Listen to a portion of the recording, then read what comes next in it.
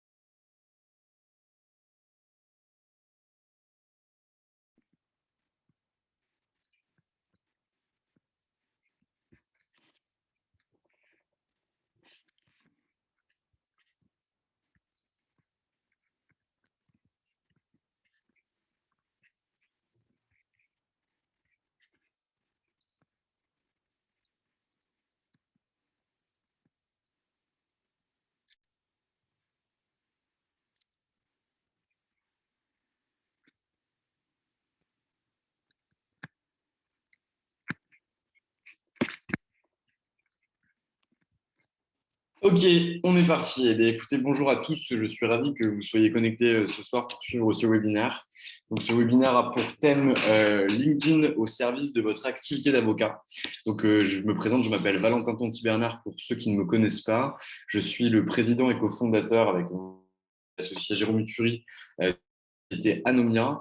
Anomia, c'est un cabinet de conseil en stratégie qui est exclusivement dédié au cabinet d'avocats.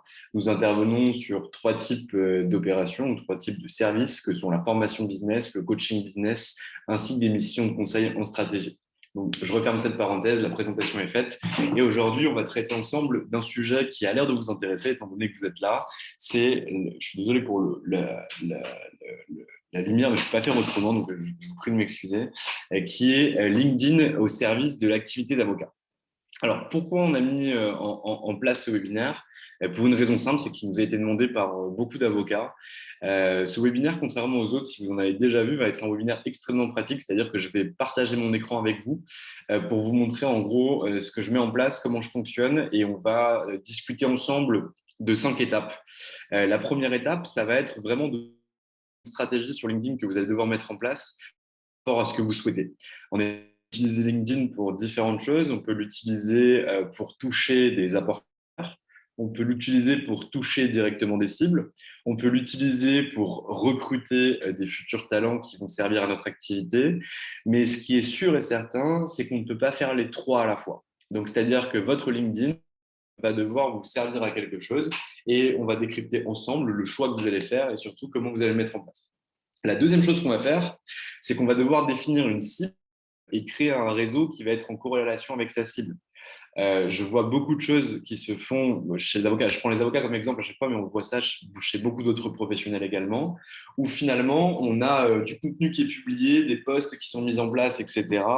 Et certains de vos confrères et de vos consoeurs viennent nous voir en disant, t'as vu Valentin, je gère LinkedIn, j'ai eu 200 likes par rapport à la dernière photo que j'ai mise en place, par rapport au dernier contenu que j'ai publié, j'ai 20 personnes qui ont pu la commenter.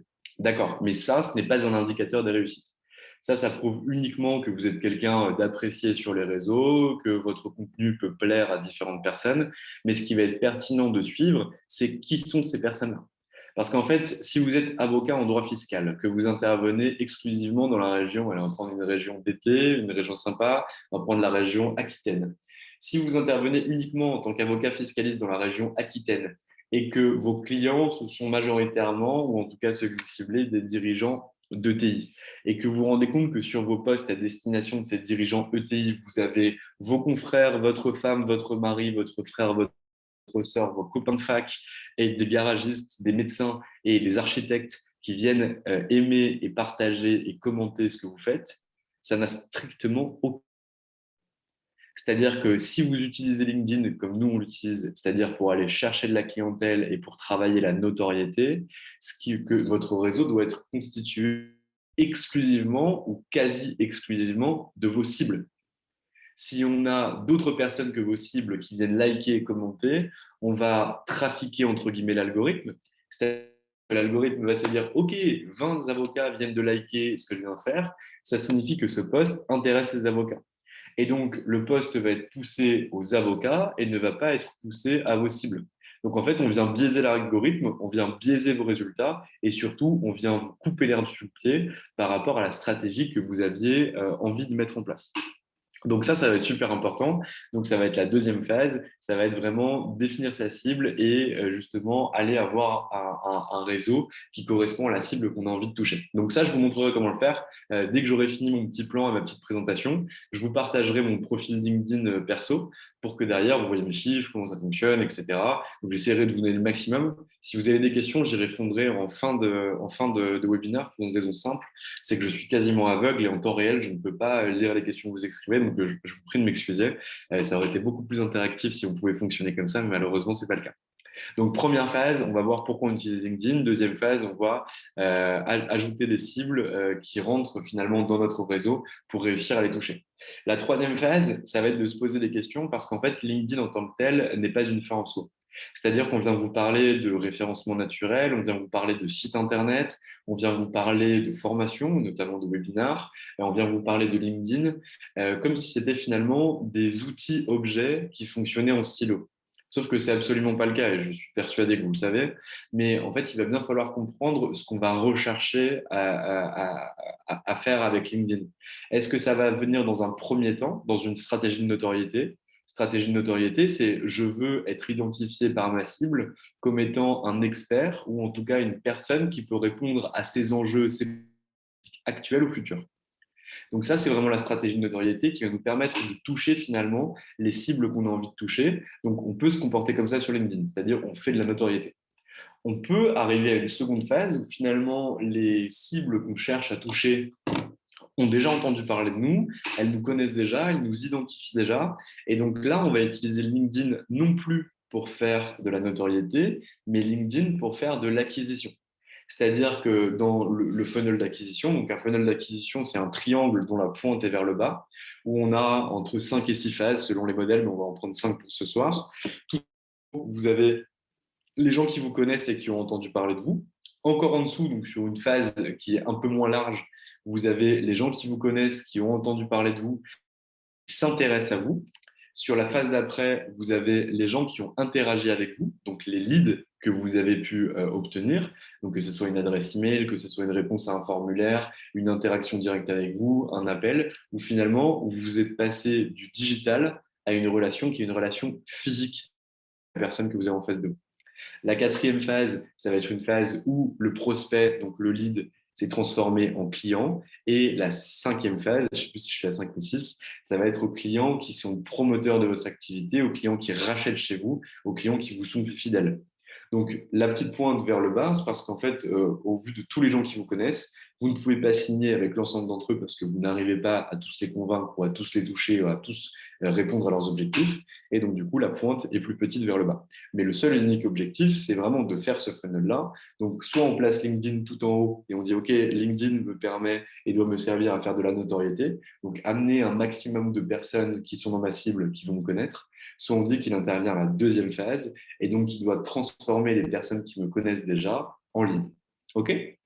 Très bien. Donc, on va voir comment finalement on articule LinkedIn avec d'autres outils que peuvent être les articles, les formations, les contenus, etc., pour vraiment avoir une méthode qui soit une méthode profonde et qui puisse vous permettre finalement de définir ce que vous allez faire via LinkedIn. La quatrième phase va être un petit peu différente du plan que j'avais annoncé, parce que j'ai repensé ça avant de proposer ce webinaire. Ça va être vraiment des bonnes astuces, la façon de faire des bons posts, comment est-ce qu'on a de l'interaction qui va être générée finalement avec la cible que vous visez, ou en tout cas qui va répondre à l'objectif que vous poursuivez avec votre compte LinkedIn. Donc là, je vous donnerai des concepts applicables pour que je ne vois plus, et je le regrette déjà de le dire par avance, parce que moi, ça me sert beaucoup, mais je vois beaucoup de jurisprudences qui sont publiées, qui sont décrites ou en tout cas expliquées de façon extrêmement juridique. Ce n'est pas ça que vos cibles veulent voir. Vos cibles cherchent à répondre à une problématique ou un besoin qu'elles ont en interne, et le droit n'est qu'un moyen d'atteindre cette solution-là ou qu'un moyen de combler la problématique qu'ils peuvent avoir.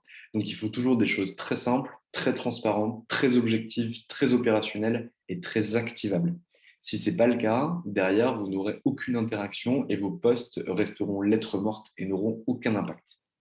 Et la cinquième phase de ce webinaire, on va travailler vraiment sur l'analyse et la compréhension de l'efficacité ou de l'inefficacité des actions qu'on a pu mettre en place. Parce que nous, on a un adage chez Anomia, je vous prie de m'excuser, c'est que tout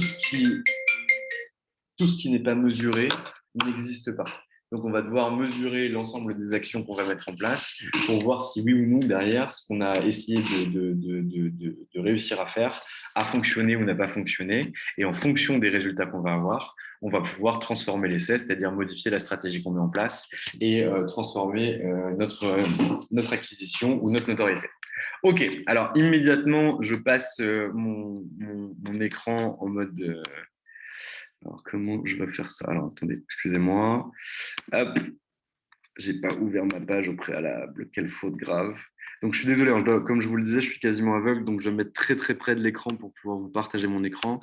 Immédiatement après, je changerai tout ça. Alors, qui peut partager? Seulement l'autre, ok, ça marche. Ta, ta, ta. Ok, alors normalement, je devrais pouvoir… Attendez, je coupe juste ma caméra 2 secondes. Ok, parfait. Alors, du coup, je vais pouvoir vous partager mon écran immédiatement. Alors, Google Chrome. Ok. C'est bon. Normalement, vous devriez voir mon écran. Est-ce que c'est le cas? Est-ce que vous pouvez me mettre un petit message dans le chat pour me dire si c'est le cas ou pas du tout? Je suis désolé, je coupe ma caméra parce que sinon vous allez voir mes sourcils, c'est pas agréable. Donc, je me permets de le mettre comme ça. Est-ce que juste quelqu'un peut me mettre un petit message dans le chat pour me dire si c'est OK, pour qu'on puisse avancer et que je vous raconte pas de bêtises? Ok, parfait. Je vous remercie. C'est super sympa. Merci beaucoup. Alors, ok. Donc là, on est sur mon profil LinkedIn. D'accord? Non, je fais une bêtise. Hop, on est sur mon profil LinkedIn. Ok. Donc, mon profil LinkedIn, il est composé comme tous les profils LinkedIn. Donc là, on parle de profil LinkedIn personnel. Parce qu'il faut bien comprendre, et vous le savez, que vous avez un LinkedIn perso et un LinkedIn entreprise. Le LinkedIn entreprise est extrêmement dévalué. C'est-à-dire que si on va voir les stats de la société Anomia, elles seront moins importantes que les miennes pour une raison extrêmement simple, c'est que LinkedIn, au vu de son algorithme actuel, ce qui peut changer, favorise les comptes personnels plutôt que les comptes entreprises. Il faut aussi savoir quelque chose, c'est-à-dire que LinkedIn a changé son algorithme il y a maintenant 2 semaines ou 3 semaines, et donc est en train de reproduire ce qu'a fait l'algorithme Facebook il y a de cela 4 ou 5 ans, c'est-à-dire qu'il est en train de sanctionner les publications lorsque vous ne mettez pas assez de publicité payante. Ça signifie que là où je pouvais avoir par poste entre 40 000 et 100 000 impressions, donc 100 000 personnes qui passaient sur le poste, aujourd'hui, on monte difficilement à 30 000 ou à 40 000. Donc ça, c'est vraiment une règle à savoir. Donc, ce que je vous disais, première étape, c'est qu'on va définir sa cible et surtout, on va pouvoir se poser des questions par rapport à ce qu'on va faire par rapport à son LinkedIn. Aujourd'hui, moi, j'ai une stratégie LinkedIn où mon LinkedIn a pour seul et unique objectif de pouvoir développer ma clientèle avocat. Donc, moi, l'objectif, c'est vraiment de toucher des avocats et de voir ce que je peux faire auprès d'avocats. Et ça signifie que d'avoir, par exemple, mon frère, ma sœur, etc., ça n'a aucun sens. Et donc, je vais aller toucher des avocats. Donc, j'ai une stratégie où derrière, je vais travailler beaucoup sur la notoriété. La notoriété, ça suppose d'être là de façon extrêmement présente. Donc, vous devez écrire 1, 2, 3 posts par semaine qui vont vous permettre derrière de pouvoir être identifié par la cible que vous allez viser. Vous pouvez également faire 4 types de posts pour la notoriété. Vous avez des posts célébration où vous allez fêter quelque chose, c'est-à-dire que tout ce que je fais ça ne ressemble pas du tout à ma personnalité, hein. C'est vraiment des actions marketing qui vont me permettre d'aller chercher quelque chose. Quand je me félicite d'être au comité stratégique d'Allo, j'en suis très content. Je n'ai pas besoin que la terre entière soit au courant, etc. Le seul et unique objectif, c'est que ça puisse suivre notre stratégie de notoriété pour dire, ben voilà, en fait, on fait partie de ce comité stratégique, on est présent, ça veut dire qu'on a une valeur à apporter aux avocats et que même des grandes institutions ou d'autres grands avocats ont pu reconnaître cette chose-là. La deuxième chose, ça va être des postes qui vont être relatifs à l'actualité et en tout cas une actualité qui va être pertinente par rapport à votre activité et surtout par rapport à votre cible. Par exemple, si vous êtes avocat en droit de la construction et que vous ciblez des promoteurs immobiliers, à partir du moment où vous vous rendrez compte d'un enjeu opérationnel, d'un enjeu économique, d'un enjeu financier ou d'un enjeu juridique qui intervient par rapport au monde de la promotion immobilière, dans ce cas-là, vous mettez en place un poste pour que votre réseau qui est constitué de promoteurs immobiliers puisse voir ce poste-là et puisse vous identifier. Il existe également des postes qui vont être des postes coup de gueule. Moi, j'en fais aucun des postes coup de gueule. C'est des postes qui vont vous permettre de dire, en fait, voilà, par exemple, sur les classements. On s'est longtemps posé la question avec mon associé, est-ce qu'on fait oui ou non un poste sur les classements? Aujourd'hui, je ne sais pas si vous êtes dans des classements. Si c'est le cas, je vous félicite. Si ce n'est pas le cas, ce n'est pas grave.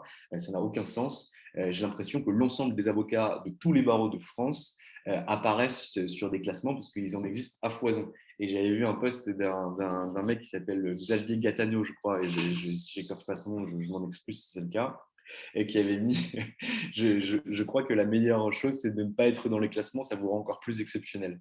Et donc ça, c'est des posts coup de gueule qui veut dire en fait, il y a un problème sur le marché, arrêtez vos bêtises. Ça, c'est des posts qui fonctionnent très très bien, qui sont très clivants, sur lesquels vous allez avoir beaucoup de commentaires, un peu moins de likes que de commentaires, mais où il y a des gens qui vont prendre position en faveur, des gens qui vont prendre position contre vous, et ça doit générer de l'interaction. Le seul objectif de ce genre de post, c'est vraiment de pouvoir remonter dans l'algorithme pour que derrière, votre post soit vu par de plus en plus de personnes.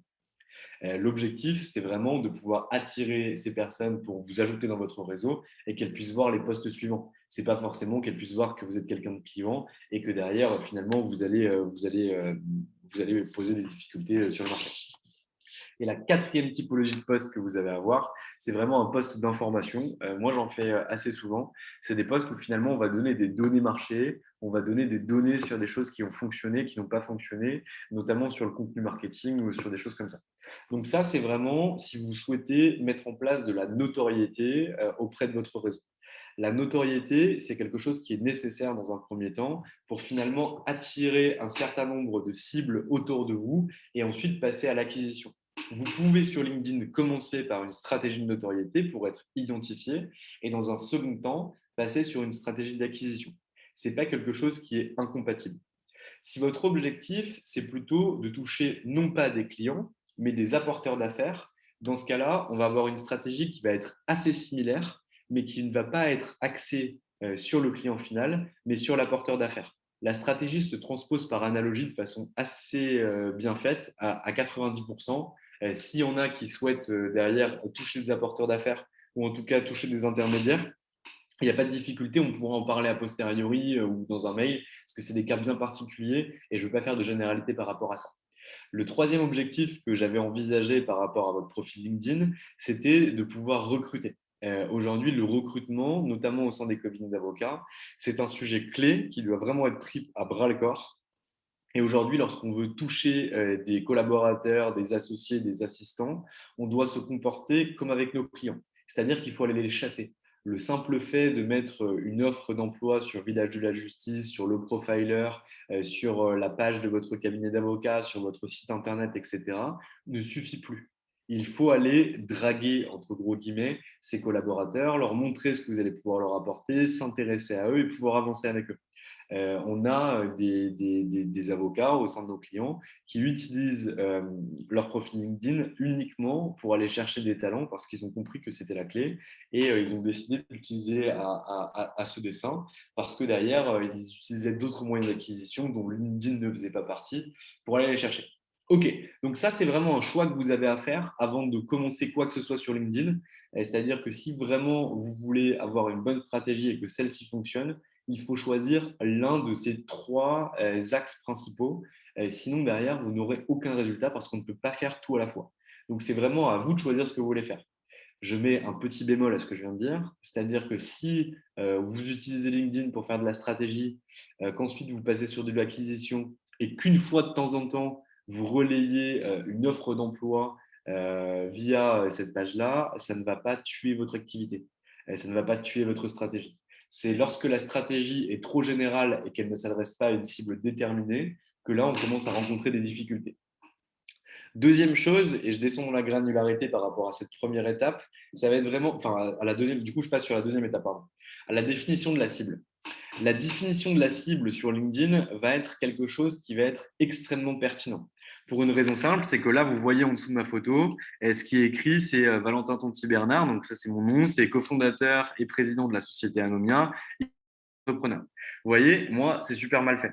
C'est-à-dire qu'à ce niveau-là, on devrait avoir en dessous de mon nom et de mon prénom Valentin Tonti-Bernard, président de la société Anomia, conseiller en stratégie exclusivement dédié aux avocats. En un seul coup d'œil, on devrait pouvoir voir ce que je fais. Donc moi, j'ai choisi autre chose, c'est que j'ai choisi de mettre ça sur ma photo, entre guillemets, de couverture, qui est Anomia, le partenaire business des avocats, pour que derrière, on puisse déjà voir qu'il y a quelque chose. Mais si je suivais les règles jusqu'au bout, je devrais l'écrire immédiatement dans cette première phase. Ça sert à quoi? Ça sert déjà à être identifié. C'est-à-dire que si aujourd'hui une cible va sur votre profil LinkedIn et qu'elle voit avocat au barreau de Paris, bah, très bien. Des avocats au barreau de Paris, il y en a 30 000 ou 32 000 selon les recensements. Derrière, oui, vous êtes un avocat parmi tant d'autres, mais concrètement, vous faites quoi? Donc, ce que je vois majoritairement, c'est que l'avocat écrit avocat au sein du cabinet Nanin, spécialisé ou expert ou pratique dominante en droit fiscal, en social, en affaires, en corpo, en M&A, etc. Ça, c'est déjà une bonne chose. Mais nous, ce qu'on prône, c'est vraiment une spécialisation par secteur d'activité. C'est-à-dire que votre profil LinkedIn doit être dédié à un, deux ou trois secteurs d'activité. Si on prend par exemple un avocat qui serait spécialisé dans la franchise ou un avocat qui serait spécialisé en droit social dans le domaine de l'automobile. Ben, cet avocat-là, son job à lui déjà, ça va être d'identifier ses cibles et il se dit, OK, moi je suis avocat en droit social, j'ai envie de toucher des DRH dans les sociétés automobiles. Là, il a déjà restreint son secteur d'activité, il va déjà pouvoir l'écrire sur son profil LinkedIn et derrière, il va pouvoir ajouter immédiatement les avocats qui rentrent dans ce scope d'expertise et pardon, pas les avocats, les cibles, pardon, je suis fatigué, qui rentrent dans ce scope d'expertise et qui rentrent dans ce scope de secteur d'activité. Donc, pour le faire, c'est extrêmement simple. C'est-à-dire que vous allez sur la barre de recherche, vous tapez par exemple DRH, vous allez tomber du coup sur une source où vous avez l'ensemble des DRH. Donc là, pour voir les DRH, vous allez cliquer sur Personne, où là, vous avez les DRH qui vont sortir. Là, on me sort un résultat à plus de 150 000 résultats. Donc, c'est parce que derrière, on a le scope de l'ensemble des DRH. On n'a pas que la France. On doit avoir la France et les alentours de la France. Donc là, la relation, ça permet de savoir si vous les souhaitez dans votre premier, dans votre deuxième ou dans votre troisième réseau. Si c'est dans votre premier réseau, ça veut dire qu'ils sont en relation avec vous sur LinkedIn, ça veut dire qu'ils vous ont accepté, vous avez accepté sur votre réseau. S'ils sont dans votre deuxième type de relation, ça signifie que l'un des membres de votre réseau est en relation avec cette personne. Et dans votre troisième réseau et plus, ça veut dire que personne de votre réseau n'est en relation avec la personne que vous souhaitez cibler. Donc là, pour l'exemple, je ne vais pas utiliser de relation, ça n'a aucun intérêt, parce que je veux voir l'ensemble des DRH qui sont présents auprès de mon secteur d'activité. Donc là, je vais pouvoir choisir une zone géographique. Donc moi, je suis originaire de Nancy. Je peux très bien mettre France. Donc je choisis le pays France. Je choisis l'Île-de-France. Si j'ai envie d'aller en Île-de-France, je peux choisir Bordeaux. Je peux choisir l'ensemble des villes, peu importe. Donc là, on va mettre France parce que j'ai choisi de mettre France. Ok, alors je ne l'ai même pas mis, excusez-moi. Hop, France. Donc là, je vais sélectionner France. Je valide France. Et là, j'ai l'ensemble des DRH inscrits sur LinkedIn qui sont présents en France. Donc là, on voit que le chiffre de 150 000 passe déjà à 61 000. Donc je ne sais pas combien il y a de DRH en France, mais faites attention à quelque chose, c'est que l'algorithme LinkedIn n'est pas assez puissant pour voir la différence entre DRH et directeur des ressources humaines. C'est-à-dire que là, si j'écris directeur des ressources humaines à la place de DRH, je vais avoir des résultats et des personnes qui vont être différentes. OK? Ensuite, je peux encore affiner ma recherche et dire, OK, moi, je veux des avocats, des DRH, pardon, qui travaillent chez, donc on a dit secteur d'activité de l'automobile. Je veux des gens chez Renault. Renault Avocat, non, c'est pas ça. Renault PSA, peut-être. Non, pas du tout. Je vais mettre Fiat, peut-être moins trop mieux. Fiat France.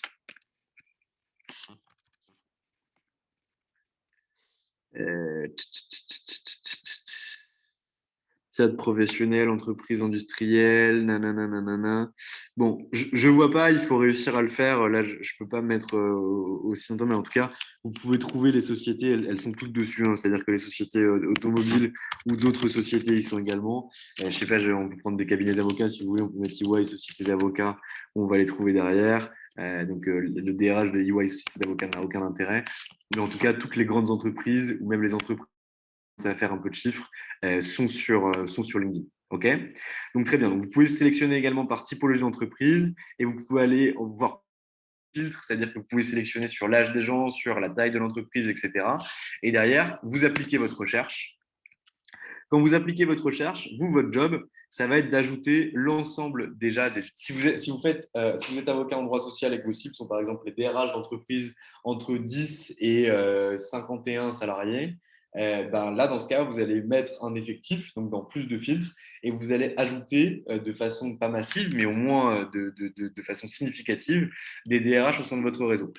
Pour une raison simple, c'est que si vous souhaitez mettre en place une stratégie d'acquisition et une stratégie de notoriété, et vous aurez compris, c'est celle-là qu'on va traiter le plus ensemble ce soir, bah en fait, si vous envoyez un message à destination des garagistes et que dans votre réseau, vous n'avez que des chirurgiens, c'est comme si vous allez devant un amphi de droit et que vous donnez un cours de médecine. C'est qu'en fait, tout le monde va être perdu, vous n'allez pas adresser le bon message au bon public.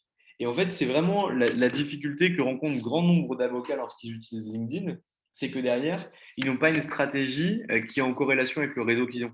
C'est-à-dire qu'ils vont écrire des choses très pertinentes, ils vont écrire des articles, ils vont passer du temps là-dessus, ils vont y mettre vraiment de la bonne volonté et un investissement assez important en termes de temps, voire en termes d'argent. Mais par contre, derrière, le réseau auquel ils s'adressent, celui-ci est mal pensé ou celui-ci n'est pas constitué au sein de leur réseau LinkedIn et donc ça présente de grosses difficultés. Donc ça, c'est vraiment une problématique que vous devez réussir à cerner rapidement. Donc vous vous interrogez sur les cibles que vous voulez toucher via LinkedIn. Vous positionnez bien de façon marketing votre profil LinkedIn personnel à destination de ces cibles. Par exemple, là, si on prend mon exemple, si j'étais avocat, je dirais Valentin Tonti-Bernard, avocat, alors spécialisé si j'ai le certificat de spécialité, mais expert en droit du travail. Je m'adresse aux DRH d'entreprises de 11 à 50 salariés uniquement dans le secteur d'activité de l'automobile. C'est-à-dire que je fais un choix volontairement extrêmement restrictif pour que derrière, je puisse générer un contact qui soit un contact très important, un contact avec une interaction extrêmement forte auprès d'une cible extrêmement mince, mais qui peut m'apporter un premier levier de chiffre d'affaires. Ce n'est pas parce que j'écris ça sur LinkedIn que mon positionnement global est uniquement dédié au DRH du secteur d'activité de l'automobile. C'est juste un message que j'envoie sur ce réseau-là pour pouvoir m'adresser à une certaine typologie de clientèle, pouvoir rentrer en interaction avec eux et potentiellement pouvoir les convertir en tant que clients. Donc vraiment, ça, c'est super important. Donc, on sait pourquoi on utilise LinkedIn. Là, on a choisi, enfin, en tout cas, j'ai choisi pour vous le fait de l'utiliser en termes de notoriété et d'acquisition. La deuxième chose, c'est que vraiment, on ajoute les gens qui sont en corrélation avec votre cible. On ajoute ces cibles au sein de son réseau pour que celles-ci puissent voir les posts, les articles que vous écrivez. OK. J'ai souvent des questions posées par des... Je ne sais pas si vous les avez, mais en tout cas, si vous les avez, bah, vous aurez la réponse. LinkedIn n'est pas Facebook. LinkedIn n'est pas Instagram. LinkedIn est un réseau social professionnel, ce qui fait que des gens qui ne vous connaissent pas vont vous accepter. Nos dernières stats par rapport à ce sujet-là, c'est que si vous êtes une avocate et que vous écrivez enfin, que vous ajoutez des prospects potentiels ou en tout cas des gens qui rentrent dans votre cible, vous aurez un taux d'acceptation qui va être entre 37 et 42%. Si vous êtes un homme, malheureusement, c'est mon cas aussi, vous aurez un taux d'acceptation qui va être bien moins important, qui va être entre 25 et 30%. Donc, mesdames, c'est plus simple pour vous. Messieurs, tant pis pour vous, c'est comme ça. Ça marche comme ça. En tout cas, c'est les stats qu'on a aujourd'hui. Donc, OK, on sait pourquoi on utilise LinkedIn, on a défini sa cible, on ajoute du réseau. Donc, ça, on le fait de façon fréquente. On ne passe pas des heures, hein, ça va très, très vite. On a juste à cliquer. Là, si je voulais ajouter les DRH, je cliquerai ici, je cliquerai là, je cliquerai là, je cliquerai là, et ça serait ajouté. Donc, vous pouvez facilement en faire 20 par jour. Quoi qu'il arrive, le nouvel algorithme LinkedIn a bloqué le nombre d'ajouts à 100 par semaine. Donc vraiment, je vous invite à le faire. C'est très, très rapide. Vous avez juste à appliquer les filtres que je viens d'appliquer et derrière, vous pouvez les ajouter au fur et à mesure. La troisième phase de ce webinaire, c'est de se dire, OK, très clair. Maintenant, je sais pourquoi j'utilise LinkedIn. Je me suis positionné sur LinkedIn. J'ai ajouté ma cible à l'intérieur de LinkedIn. Maintenant, qu'est-ce que je fais concrètement et qu'est-ce que je leur diffuse comme typologie de contenu? Il y a une règle qui est très simple à connaître sur LinkedIn, qui est la règle de AIDA. Je ne sais pas si vous la connaissez. AIDA, c'est AIDA. AIDA, c'est Attract, Interest, Describe et Action. C'est 4 phases que doit obligatoirement remplir chacun de votre poste. Chacun de vos postes, pardon. Ça veut dire quoi? Ça veut dire que la première phase, je suis en train de vous chercher mes posts de mon côté pour pouvoir vous montrer un petit peu ce qu'on fait en la matière. Je ne les fais pas tous de cette façon-là parce que j'ai un de mes collaborateurs qui utilise mon profil LinkedIn et qui n'a pas trop le temps de le faire en ce moment. Donc derrière, je vais le mettre voilà. Celui-ci, ça reflète bien ce qui est mis en place. Donc, la première partie, donc mon attract, l'objectif, c'est uniquement de pouvoir attirer le regard de la personne qui va lire son feed d'actualité. C'est-à-dire que vous n'êtes pas seul à publier sur LinkedIn, vous n'êtes pas seul à faire des posts, et donc il va falloir que vous puissiez faire la différence, entre guillemets, par rapport à la concurrence du réseau de la personne que vous ciblez. C'est-à-dire que vous avez des flux d'informations qui passent toute la journée et il va falloir attirer le regard de la personne qui lit son feed LinkedIn pour que vous puissiez aller le chercher. Là, par exemple, nous, c'était sur la rentabilisation des formations qu'on fait. Donc, je ne sais plus si c'était Boost ou Business Partner. Mais en tout cas, c'est sur la rentabilisation des formations qu'on fait. Et là, c'était une formation ROI. C'est une formation, pardon, sans ROI, c'est de l'information. Donc, ROI, retour sur investissement. On considère qu'à partir du moment où une formation n'a pas de métriques clés ou en tout cas d'analyse suivie, c'est qu'on est sur de l'information et qu'on n'est pas sur du retour d'information. Donc là, l'objectif, c'est uniquement d'attirer le regard de notre cible, qui est l'avocat, donc là, c'est Boost, je crois, qui est l'avocat collaborateur ou l'avocat indépendant. Ensuite, on va décrire notre poste, on va décrire ce qu'on fait, etc. Et l'objectif, ça va être d'intéresser la personne. Donc là, la description, elle s'opère sur le premier paragraphe, sur le second paragraphe, et l'information, donc attract, interest, donc là, l'intérêt, c'est on explique ce qu'on fait, etc. D, c'est describe. Donc la description de ce qu'on annonce, là, c'est un post un peu particulier, c'est qu'on le met au sein de la photo. C'est-à-dire qu'on va décrire ce qu'on vient de dire et qu'on va décrire la façon dont on rentabilise la formation par rapport à ces graphiques qui ont été mis en place. Et la dernière partie, qui est la partie la plus intéressante, c'est la partie action qui n'a pas été mise en place sur ce poste et qui est une honte. Et donc, du coup, je vais en référer immédiatement à mon collaborateur. C'est qu'à la fin de chaque poste, vous devez demander à votre audience d'agir quelque part. D'agir, ça veut dire peut-être de commencer intéressé, c'est ce qui se fait beaucoup et je pense que vous l'avez déjà vu, pour derrière recevoir une information complémentaire ou par exemple recevoir un programme de formation. Là, on dit et on donne des informations transparentes en disant voilà, X% de nos avocats clients ont rentabilisé la formation en moins d'un mois.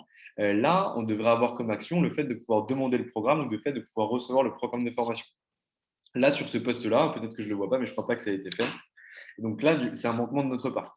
On pourrait également avoir comme action le fait de pouvoir lire un article sur Je cliquez ici. Si vous commentez j'aime, je vous envoie l'article qui a été fait par un de nos avocats clients sur cette formation. Ou si vous voulez en savoir plus et que ça vous intéresse, n'hésitez pas à vous inscrire au prochain webinaire que va faire Valentin Tonti-Bernard sur la puissance de LinkedIn au service des avocats, ou mettre LinkedIn au service de son activité d'avocat.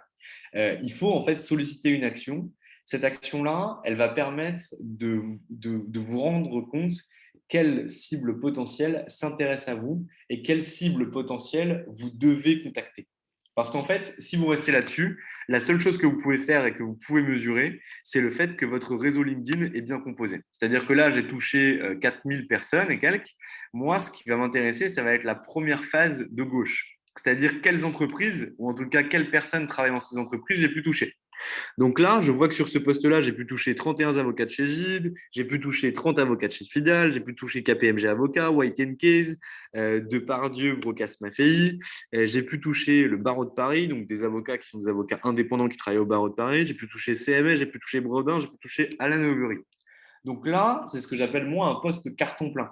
C'est-à-dire que moi, ma cible sont des avocats, sont des cabinets d'avocats, sont des collaborateurs, des associés, des counsels, des indépendants. Sur ma ligne de gauche, on voit que les entreprises qui ont vu mes postes, ce sont uniquement des cabinets d'avocats. Donc ça, c'est une excellente chose.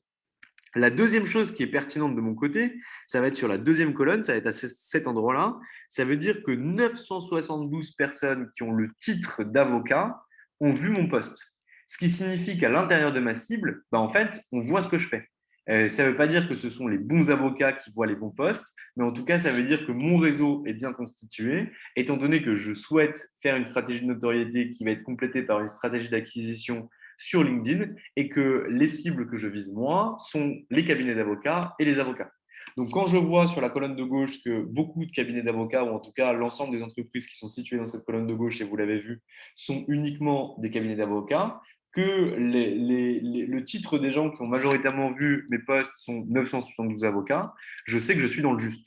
Et je sais que c'est une bonne chose. Donc, vous pouvez faire également vos vérifications sur vos différents posts. Je ne sais pas si vous le faites. Si vous le faites, c'est très bien. Si ce n'est pas le cas, je vous invite à le faire pour regarder si déjà vous avez une stratégie qui est bonne et ce sont des avocats qui visent. Là, on a 15 875 personnes, je ne sais pas combien, qui ont vu mes posts. Là, on repart de ce côté-là. OK, 80 avocats chez Fidal, 70 avocats chez CMS, Alan Overy, CMS Francis Lefebvre, White Case, et là on descend, EY Société d'avocats, Barreau de Paris, Brodin Pratt, Université Paris 2. Donc là, vous voyez, la dernière partie, Université Paris 2, 37 personnes, ça veut dire que j'ai soit, donc il est plus probable que ce soit des étudiants ou quelques professeurs universitaires ou maîtres de conférences qui ont été voir ce que je faisais. Donc ça, c'est une bonne chose, mais on atteint sur Paris 2, moi, c'est plus très intéressant pour moi, en tout cas pas à court terme. Ça va être intéressant dans le plus long terme, mais en tout cas pas pour aujourd'hui. Mais on voit quand même que ma stratégie de notoriété, ma stratégie d'acquisition, en tout cas, est à destination des bonnes personnes.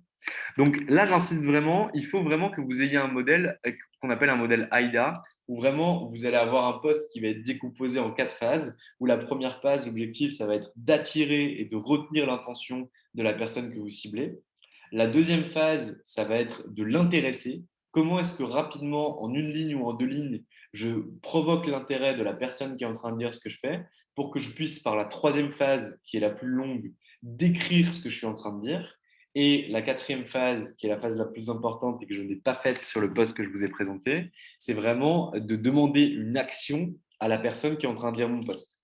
Si vous respectez cette stratégie-là, que vous mettez en place, donc vous ajoutez la stratégie donc AIDA, que vous publiez entre 2 et 3 posts par semaine, qui peuvent être pour parler d'une situation, pour commenter une actualité, pour présenter une difficulté opérationnelle qu'a rencontré un de vos clients, que vous mettez en use case, que peut être pour parler d'un de vos podcasts, parler d'une réussite de votre cabinet d'avocat, de parler d'un deal que vous venez d'effectuer avec votre cab. Si vous faites ça 2 ou 3 fois par semaine, que tous les jours, vous ajoutez le matin de 8h à 8h30 en prenant votre petit-déj, en appliquant les filtres que je viens d'appliquer ou d'autres filtres par rapport à votre cible, 20 ou 30, 20 personnes par jour sur les 5 jours de travail, lundi, mardi, mercredi, jeudi, vendredi. Je peux vous assurer que donc, on a dit qu'on avait entre 30 entre 35 et 42% quand on était une femme, entre 27, je vous raconte des bêtises, bon, à peu près 30% quand on est un homme, 40% quand on est une femme.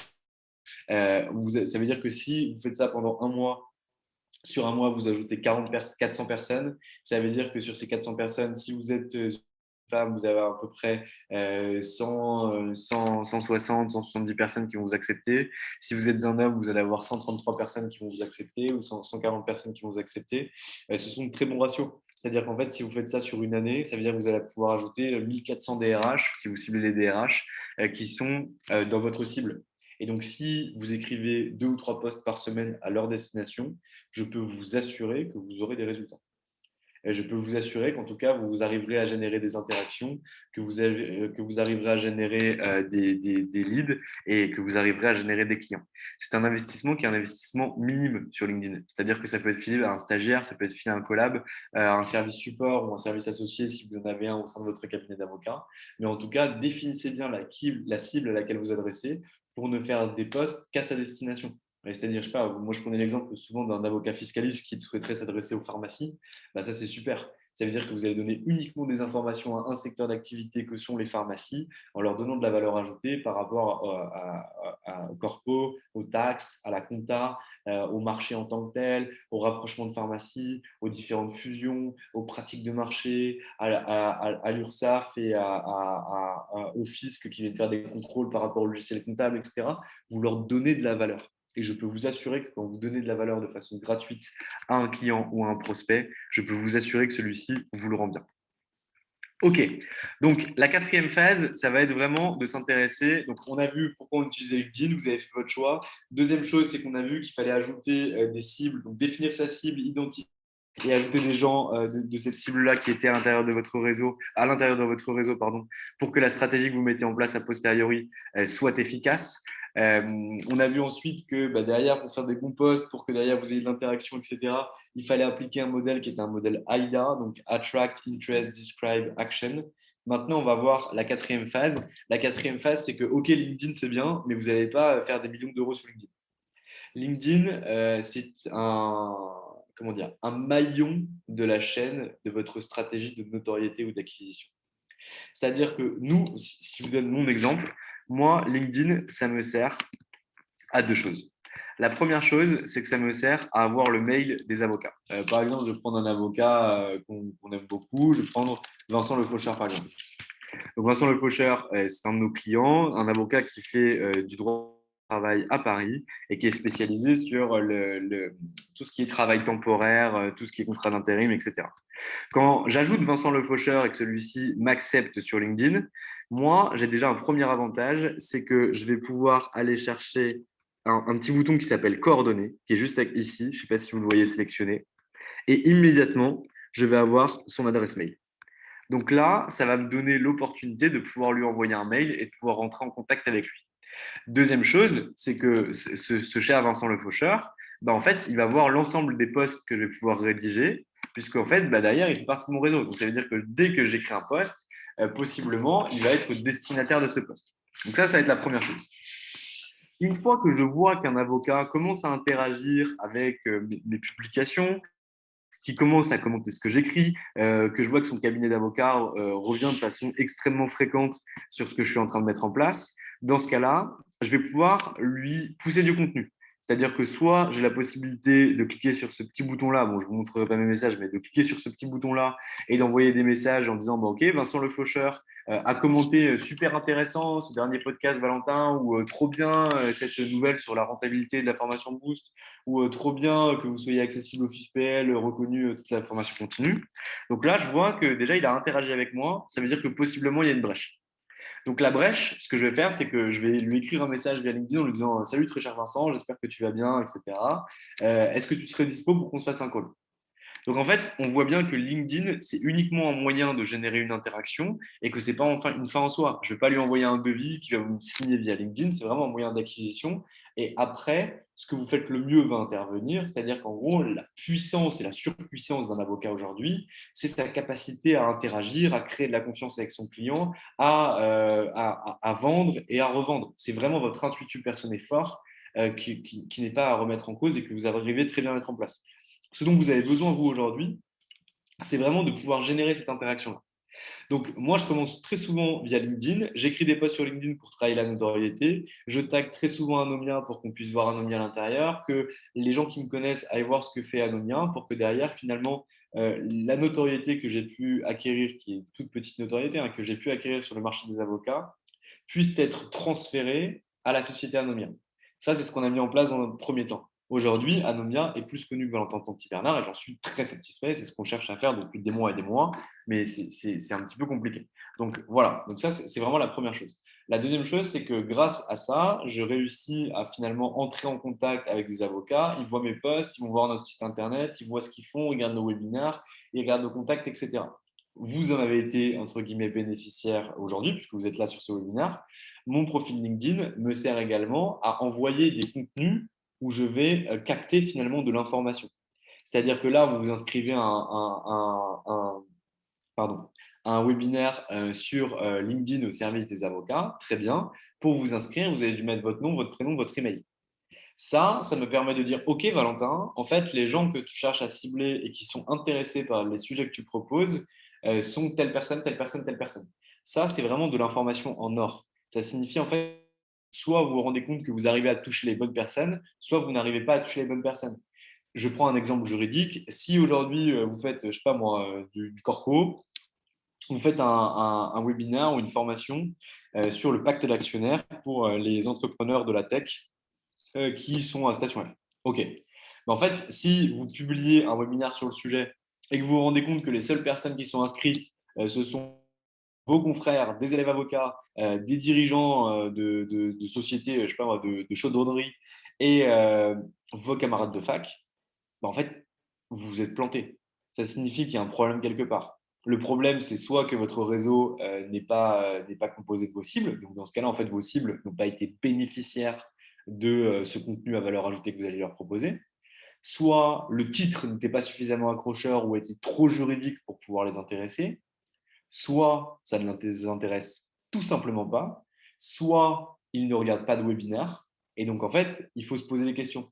Et là, j'en viens à ma cinquième partie. C'est OK, en fait, le fait d'utiliser LinkedIn, le fait de mettre en place des actions d'acquisition via du contenu, via de l'acquisition, c'est très bien. Mais ça, en fait, ça se mesure uniquement par le retour sur investissement que vous en avez. Le retour sur investissement que vous en avez, si vous cherchez à faire de la notoriété, ça va être le nombre de cibles qui entendent parler de vous. Donc là, vous pouvez aller voir par exemple sur ce que j'ai fait tout à l'heure, ce que je vous ai montré, c'est que vous allez voir sur votre activité, sur vos posts, le nombre de personnes qui voient vos posts et surtout si ces personnes-là sont dans votre cible ou pas. Si vous visez les DRH et que vous vous rendez compte que les personnes qui voient le plus vos posts sont des étudiants, c'est qu'il y a un problème. C'est-à-dire que ça doit être des gens qui ont le titre de DRH, de RRH, de RH, de responsable des ressources humaines, de directeur des ressources humaines, peu importe. Mais ça doit être ça, votre premier indicateur. Là, vous saurez que votre réseau est en corrélation avec ce que vous mettez en place et que vous commencez à les toucher. Vous n'allez pas quand même savoir si c'est du contenu à valeur ajoutée que vous leur envoyez, s'ils sont satisfaits de ce que vous avez, etc. Donc là, il va falloir pouvoir mettre en place des actions ou des contenus qui vont nécessiter de prendre des coordonnées ou en tout cas de nécessiter un contact avec ces personnes-là. Donc là, vous allez mettre en place des webinaires, des articles avec des formulaires, des livres blancs, des liens vers votre site internet où ils vont voir de la valeur ajoutée et vont avoir l'opportunité de vous contacter.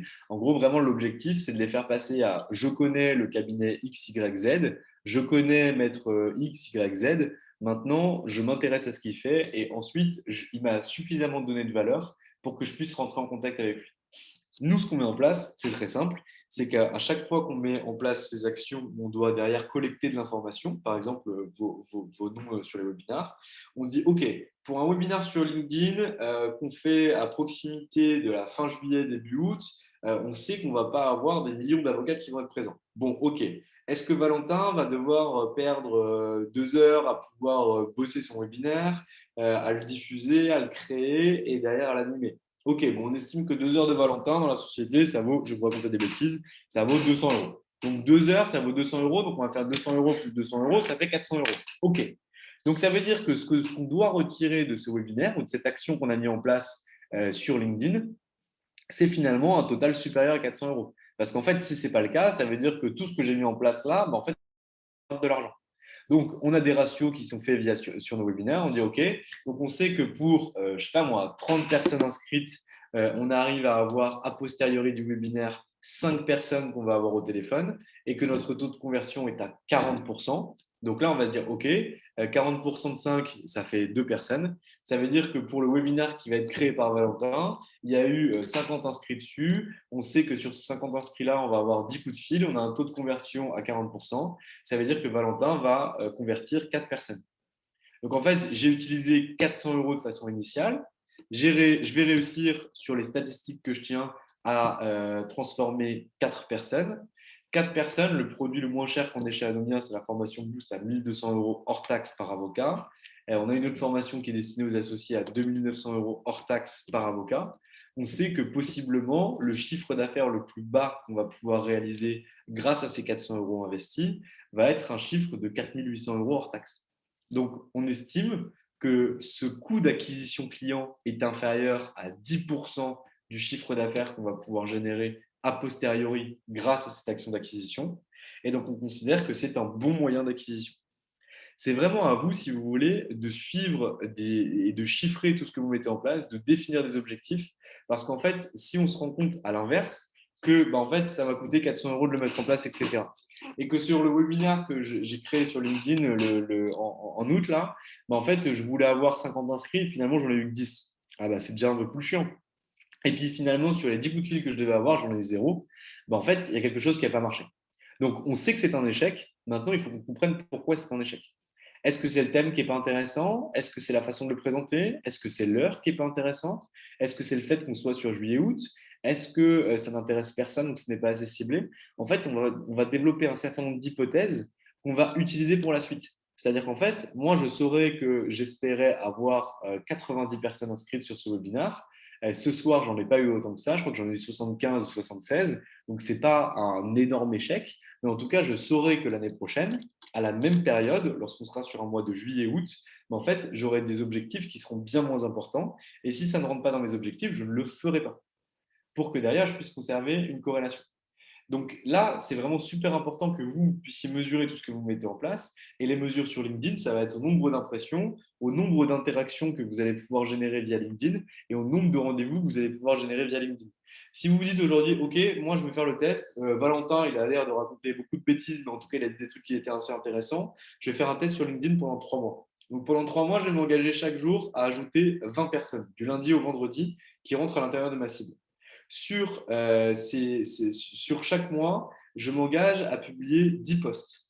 Et à la fin de ces 3 mois, et d'être aussi présent, c'est-à-dire de répondre aux commentaires, de pouvoir possiblement interagir avec des gens qui sont dans votre cible, qui vous contactent, etc.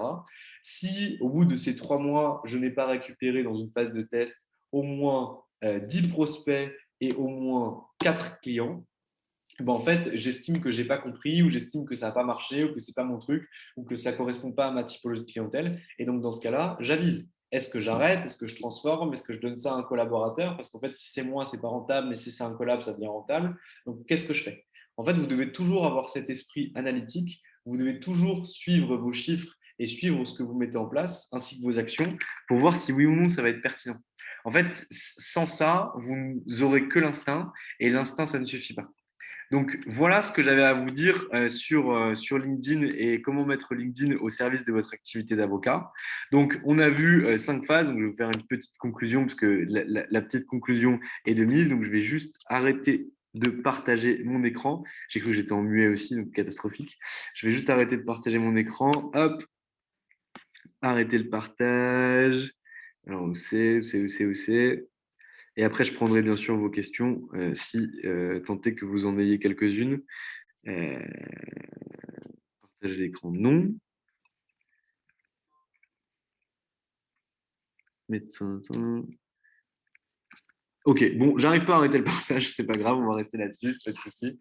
Les difficultés de la vision sont vraiment graves. Donc, ok, donc on a vu que finalement, pour pouvoir utiliser LinkedIn de façon efficiente, il allait déjà falloir qu'on puisse se poser des questions par rapport à l'utilisation qu'on veut en faire. Est-ce qu'on veut le faire pour faire de la notoriété ou pour toucher de la clientèle? Est-ce qu'on veut le faire pour acquérir de la clientèle et comment finalement on goupille ça avec la stratégie de notoriété?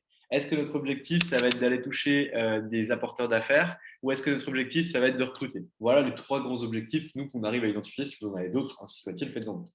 Ensuite, maintenant qu'on a su ce qu'on voulait mettre en place, il va falloir qu'on puisse identifier notre cible, qu'on puisse la définir, qu'on puisse se positionner de façon marketing sur LinkedIn pour réussir à toucher cette cible et enfin qu'on l'ajoute à notre réseau.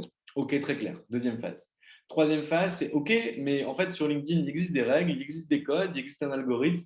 Donc, comment est-ce qu'on doit finalement écrire nos posts, comment on doit les faire pour que ceci soit pertinent et ceci puisse ressortir dans l'algorithme et que ceci puisse être pertinent par rapport à la cible qu'on vise. Donc là, on va suivre le modèle AIDA, on va donner de la valeur uniquement à notre que pour notre cible et on va le faire de façon engagée. La quatrième chose, c'est que, qu'est-ce que j'ai dit après? C'est que oui, LinkedIn n'est pas un phénomène isolé, c'est-à-dire qu'en fait, on pense LinkedIn de façon globale et pas de façon marginale. LinkedIn fait entièrement partie de votre stratégie d'acquisition et derrière, finalement, vous ne pouvez pas penser LinkedIn de façon restreinte. C'est-à-dire qu'il faut le penser par rapport à vos mails, il faut le penser par rapport aux actions que met en place votre cabinet d'avocat, il faut le penser par rapport à tout ça. Et enfin, vous devez être capable et vous devez surtout analyser l'ensemble des actions que vous mettrez en place pour savoir si celles-ci sont rentables, non rentables, comment est-ce qu'il faut les transformer pour voir si oui ou non le temps que vous avez investi sur LinkedIn a été pertinent ou pas. Donc voilà, donc j'en ai fini ma petite présentation. Si vous avez des questions, je les prends immédiatement sur le petit chat.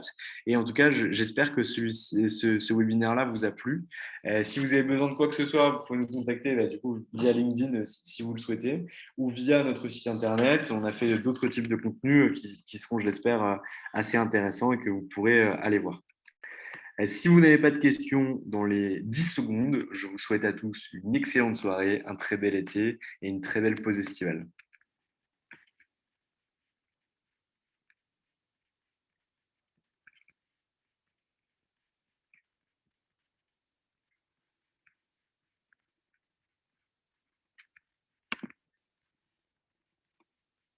Eh bien, écoutez, je vous souhaite à tous une excellente soirée.